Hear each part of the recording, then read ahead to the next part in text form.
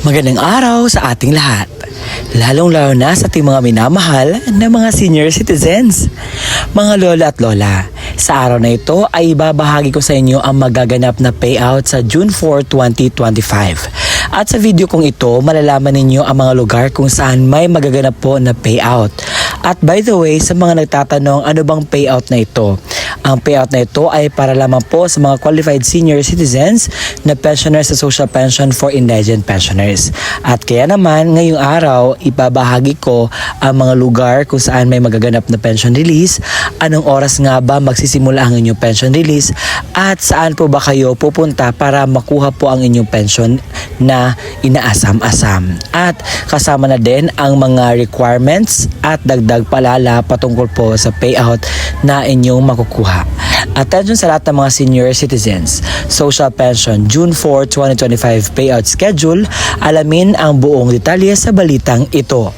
Inaanyayahan kita na tapusin mo ang video na ito hanggang sa dulo nang sa gayon makuha mo ang punto ng video kong ito. At kung ikaw ay bago pa lang sa aking YouTube channel at gusto mo ang ganitong content na patungkol sa ating mga senior citizens na malaman ang kanilang payout or mga benepisyo na binibigay ng ating gobyerno, ay isubscribe mo na ang aking YouTube channel. At kung nais mo na maging updated ka sa mga videos na i-upload ko pa dito sa aking YouTube channel, ay naku, i-bell notification mo na dahil kada upload ko, manonotify ka na may bago kong content na gawa. At ngayon, hindi na natin patagalin pa na pag-uusapan ang ating content patungkol sa social pension payout for June 4, 2025. Let's go! Uunahin natin na pag-uusapan ang Barangay Bago, Galliera sa Davao City. Ito po yung kumpletong detalye sa inyo pong magaganap po na payout sa June 4, 2025 at aking babasahin para po mas klaro po sa inyong pandinig ang balita. The senior citizen social pension will be distributed on the following date, June 4, 2025, Wednesday. Ang oras po ng inyong pong payout, alas 8 ng umaga, at ang payout venue ay sa Bago, Galliera Gymnasium. Attention senior citizen social pension payout scheduled for Barangay Kadawinunan, June 4, 2025 sa City Treasurer's Office, Burgos Street. Sa Barangay Homestead sa Nueva Vizcaya, sa Munisipalidad ng Bambang, may magaganap po na payout sa Municipal Auditorium sa June 4, 2025 alas 6 hanggang alas 12 ng tanghali.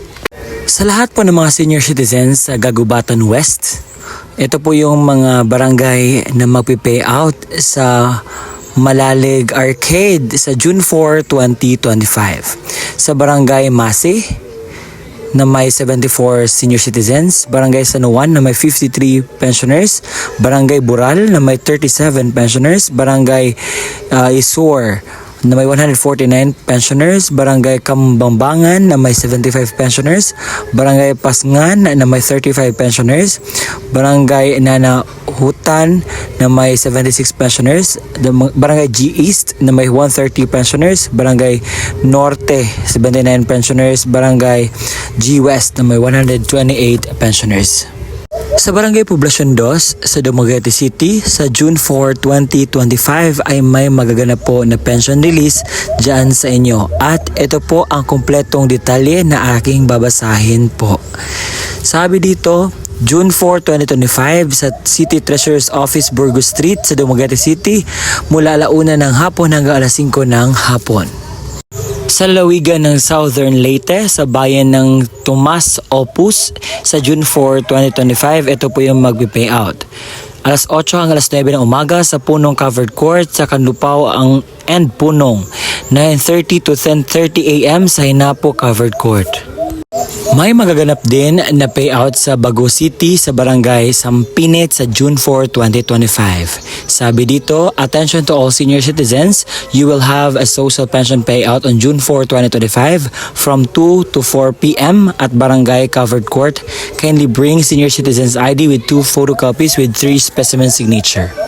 Nananatiling sa Bago City sa Barangay Maaw sa June 4, 2025 ay may magaganap po na payout sa social pension for indigent pensioners at ito po yung kumpletong post na dapat nating babasahin. Mga taga Mauanons, So may magaganap po na pension sa inyo simula 1:30 ng hapon hanggang 4 ng hapon at pupunta po kayo sa Barangay Maaw Auditorium. Sa lahat po ng mga senior citizens sa Ormoc City sa June 4, 2025 ay mayroon po magaganap na payout at ito po yung patunay. Sabi dito sa lahat po ng mga taga-barangay Bantige na naka-avail po sa mga social pension, ang inyo pong payout ay magaganap sa 8 ng umaga at ang payout venue ay sa Barangay Kandieng. Sa Barangay San Antonio sa bayan ng Basco, sa June 4, 2025 ay may magaganap po na pension release sa inyong lugar at ito po yung patunay. 8:30 hanggang 10 ng umaga po ang inyong payout at pupunta po kayo sa Aquino Grandstand. Babalik tayo sa Bago City sa Barangay Kalumangan. Sa June 4, 2025 ay may magaganap po na payout at ito po yung post. DSWD-FO 6 in coordination with CSWDO Bago will have an social pension payout for senior citizens on June 4, 2025 mula 2:00 hanggang 4:00 ng hapon at the Senior Citizens Building beside Barangay Health Center. Babalik tayo sa Bambang, Nueva Vizcaya sa Barangay Palyas. Dahil sa June 4, 2025 ay may magaganap po na payout mula 6:00 ng umaga hanggang 12:00 ng tanghali. Babalik tayo sa lungsod ng Davao sa Barangay 28-C. Sa June 4, 2025 ay may magaganap po na payout. Sabi dito, 1:00 hanggang 3:00 ng hapon sa Barangay 22-C Gymnasium po ang inyo pong payout. Sa Nueva Vizcaya, sa Dupax del Sur sa Barangay Lukidnon, sa June 4, 2025 ay mayroon po magaganap na payout. Sabi dito, attention, the National Social Pension Payout for the second quarter of Barangay Lukidnon is scheduled on June 4, 2025 at 11 a.m. at Overflow. Sa Bago City pa rin, sa Barangay Poblasyon, sa June 4, 2025, ito po yung post na dapat basahin natin.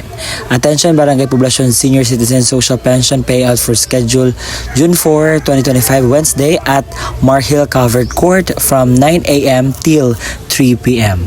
Sa Basco, Batanes, sa Barangay Caiva, Luganan, sa June 4, 2025 ay may magaganap po na payout at ito po yung patunay. Sa 1:00 hanggang 3:00 ng hapon at pupunta po kayo sa Aquino Grandstand po para sa inyong payout. Sa Duero, ang payout venue po ninyo ay sa Duero Cultural Center at ito po yung mga barangay na magpi-payout. Barangay Itum, Barangay Ginsularanan, Barangay Lubugon, Barangay Danau, Barangay Langkis, Barangay San Antonio at Barangay San Pedro at magsisimula po ang inyong payout 8:30 ng umaga. Sa Sigels, General Santos City, meron po magaganap na payout sa June 4, 2025 at ito po yung kumpletong detalye na dapat ninyo pong malaman. Please be informed that the release of social pension beneficiaries will be on June 4, 2025 na mangyayari po sa Barangay Sigel Gymnasium 8:00 ng umaga. Sa munisipalidad ng Santa Catalina, sa Santa Catalina Negros Occidental, sa June 4, 2025, ito po ang mga barangay at payout venue. Sa Barangay Kahulakan Covered Court, ito po yung mga barangay na magpi-payout. Barangay Amio, Barangay Buena Vista, Barangay San Miguel, Barangay Mansaguyuman, Mansagumayon, Barangay Kaingan, Barangay Santo Rosario, Barangay Ubat, Barangay San Jose at Barangay Kabulakan. Sa Barangay Nagbalay Covered Court ang venue, ito po yung mga barangay na magpi-payout. Barangay Fatima, Barangay San Pedro, Barangay Milagrosa, Barangay San Francisco, Barangay Mabuhay at Barangay Nagbalaye. Dadako tayo papuntang Sorsogon. Kaya sa June 4, ito po yung mga barangay na magpi-payout. Meron pong naka-team dito. Unahin natin na pag-usapan ang Barangay Team 1. Sa Barangay Bulos, 8:30 ng umaga sa Barangay Bulos Barangay Hall, ang venue. Sa Barangay Gulang-Gulang, 8:30 pa rin at ang venue po ay sa Gulang-Gulang Barangay Hall. Sa Barangay San Isidro, 1:30 at ang venue ay sa San Isidro Barangay Hall sa Barangay Gabaw, 1:30 sa Gabaw Covered Court po ang venue. So ngayon, tapos na tayo sa Team 1, pag-uusapan naman natin ang Team 2. Barangay Makawayan, 8:30 ng umaga sa Makawayan Covered Court. Barangay Monbon sa 1:30 sa Barangay Monbon Hall ang venue. Barangay Carriedo, 8:30 sa Carriedo Covered Court po ang venue. Barangay Gumapia sa 1:30 ng hapon sa Gumapia Covered Court. Sa Team 3 naman, ito yung mga barangay na magpi-pay out. San Julian, 8:30 sa Irusin Public Auditorium. Sa Barangay San Agustin, 1:30 sa San Agustin Barangay Hall. Barangay Bagsangan, 8:30 sa INAC. Sa Barangay San Pedro, 1:30 sa INAC. Sa Team 4 naman, ito yung mga barangay. Barangay Tinampo, 8:30 ng umaga sa Tinampo Barangay Hall. Barangay Santo Domingo, 1:30 ng hapon sa Santo Domingo Barangay Hall. Sa Barangay Kawayan, 8:30 sa Kawayan Barangay Hall. Barangay Liang, sa 1:30 sa Liang Barangay Hall. Paalala po sa mga taga-barangay Kinuruyuran, meron po magaganap na social pension payout po at pupunta po kayo sa Ginuyuran Covered Court.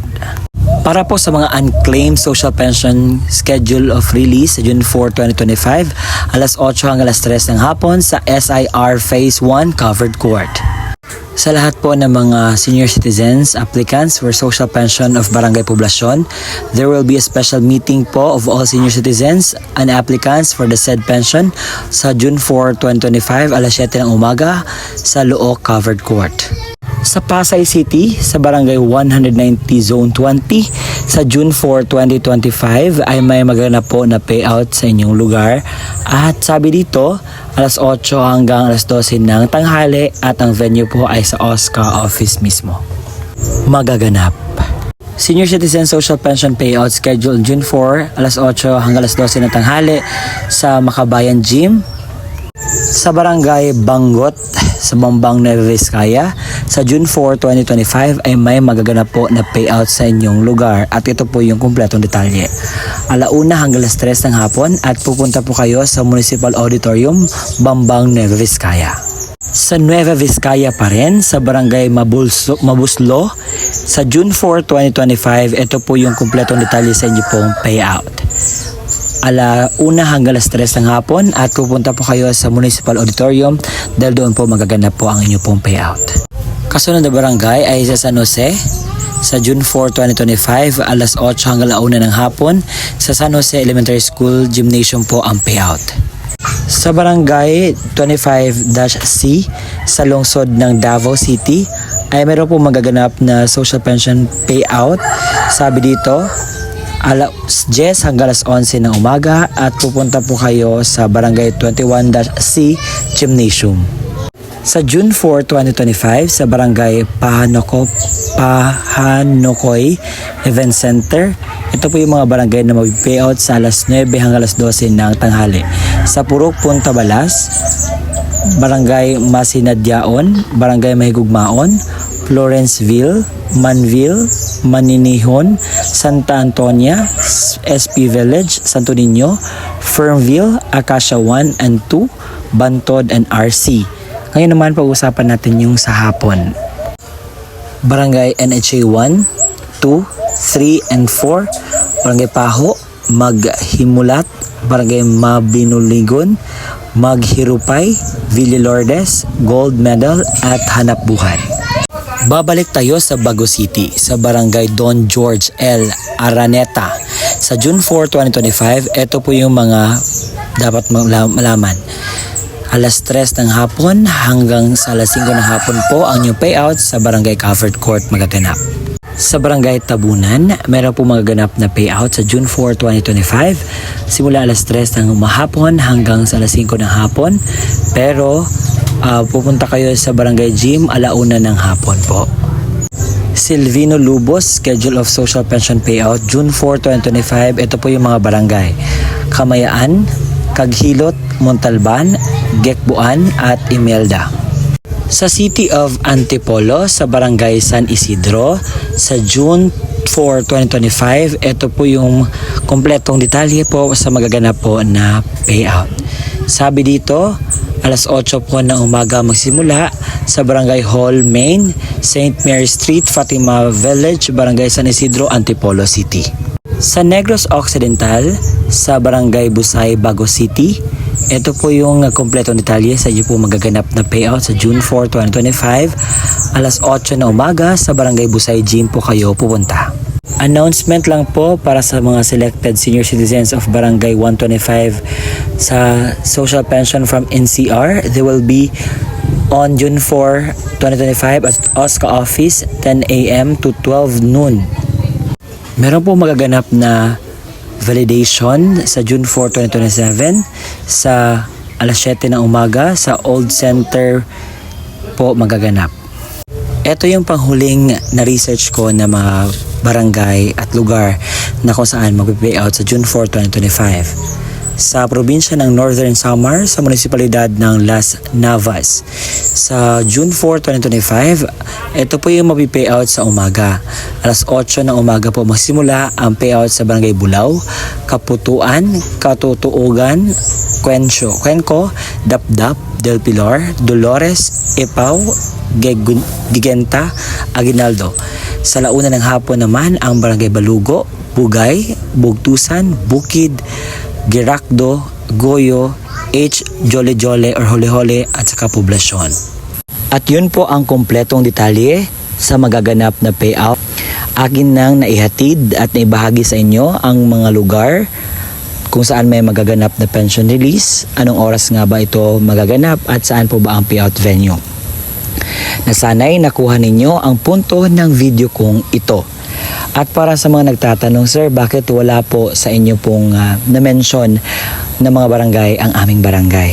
Ano po ba yung pwede namin gagawin para po may idea kami kung anong status po ng aming social pension for indigent pensioners payout po sa aming lugar? Sorry.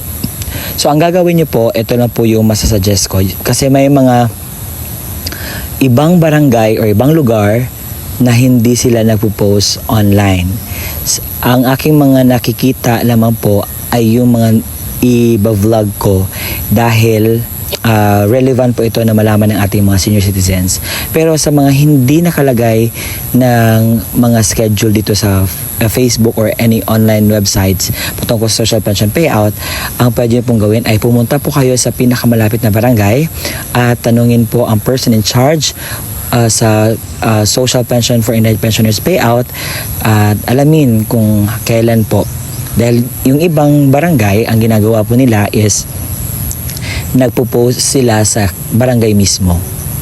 So, yung iba kasi traditional na way, yung iba naman into high-tech or technological na pamaraan po. So, yun po ang aking masasabi. Kasi, hindi po ako pwedeng maglagay-lagay po dito ng pwedeng ng lugar na pwede kong isali para lamang po ma-mention. Hindi po yun pwede. So, ang ginagawa ko po, legit po tayo ng mga information. Nang sa gayon ay maihatid natin ang mga tamang balita po sa ating mga senior citizens. At ngayon, sa mga nagtatanong, sir, ano po ba yung mga requirements na dapat nating dalhin at i-consider po na i-prepare para sa payout? Ito po yung kumpletong detalye para po sa inyong requirements. Pakinggan. Mga dokumento na gagamitin sa pagkuha ng pensyon. Kung senior citizens o benepisyaryo, isang malinaw na Xerox ID ng senior citizens na mayroong 3 original na pirma o thumb mark sa katulad ng ID ng senior citizens. Paalala, pananatihing presentable ang mga dokumento. Ilagay sa plastic envelope nang iwasang magusot. Huwag bilutin ang mga papel at siguraduhin pareho ang pirma o thumb mark base sa ID ng senior citizens.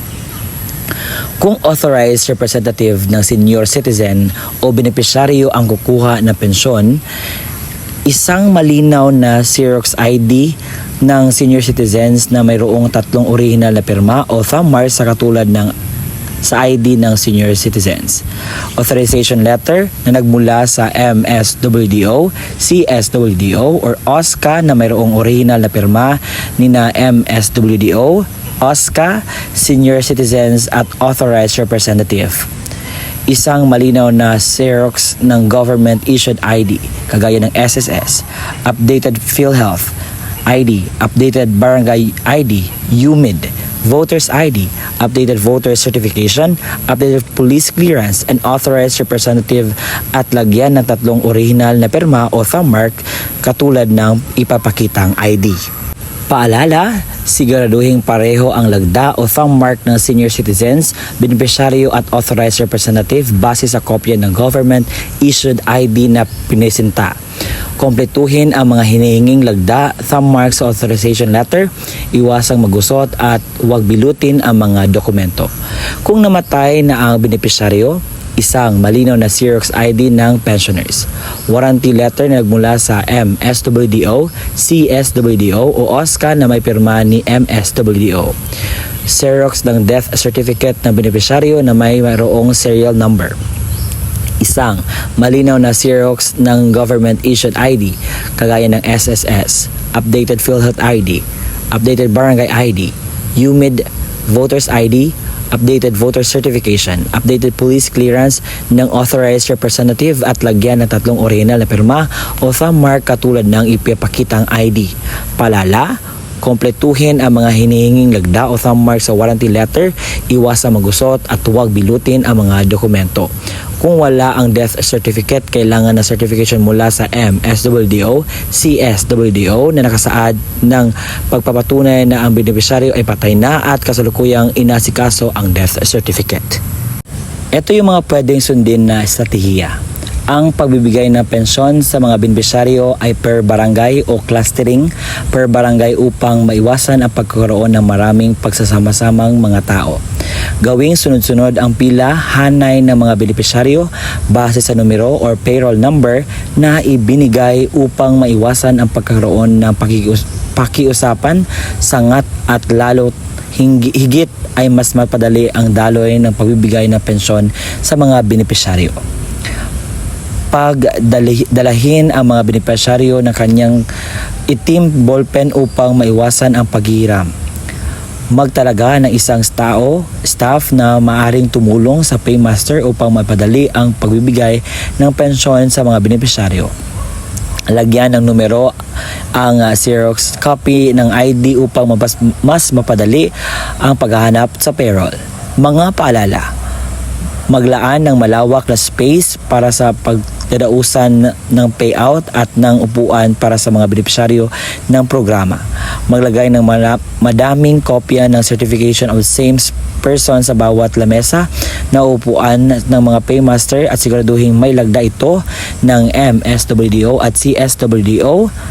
I-check ang mga lagda o perma sa mga dokumento kung orihinal o kumpleto. Dagdag paalala po, dahil po ngayon medyo dumarami na ang mga biktima or mga taong infected sa monkeypox. So ito po yung dapat ninyong gawin bago kayo pupunta sa payout venue.